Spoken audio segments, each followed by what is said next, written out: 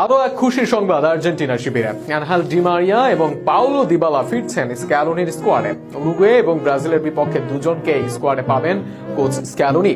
Injury সেরে মাঠে নেমেছেন রোমার দিবালা আর অনেকটাই প্রস্তুত ডি মারিয়া। ফলে ব্রাজিল এবং উরুগুয়ের বিপক্ষে তাদের স্কোয়াডে পাবেন স্ক্যালোনি। আর্জেন্টিনার শিবির শক্তিশালী হওয়া নিয়ে বিস্তারিত থাকছে প্রতিবেদনা। আকাশী সাদা জার্সিধারীরা কাটাচ্ছে সোনালী সময়, তবে অতটা সোনালী সময় উপভোগ করতে পারছেন না Argentine golden boy Paulo Dybala. একের পর এক ইনজুরিতে জাতীয় দল থেকে বারবার বাইরে থাকতে হচ্ছে তাকে। তবে ইনজুরি কাটিয়ে ইতোমধ্যেই ক্লাবের হয়ে মাঠ মাতাচ্ছেন দিবালা। তবে এখনো বেনফিকার হয়ে মাঠে নামা হয়নি ডি মারিয়ার। তবে অনেকটাই সুস্থ হওয়ার পথে এবং বিভিন্ন সোর্স নিশ্চিত করছে যে আর্জেন্টিনার 2 ম্যাচের বেশ আগেই সুস্থ হয়ে যাবেন ডি মারিয়া। আগামী 17 তারিখ আর্জেন্টিনার ঘরের মাঠ লা বোম্বোনেরায় ছন্দে থাকা উরুগুয়ের বিপক্ষে মাঠে নামছে আর্জেন্টিনা। এখনো পর্যন্ত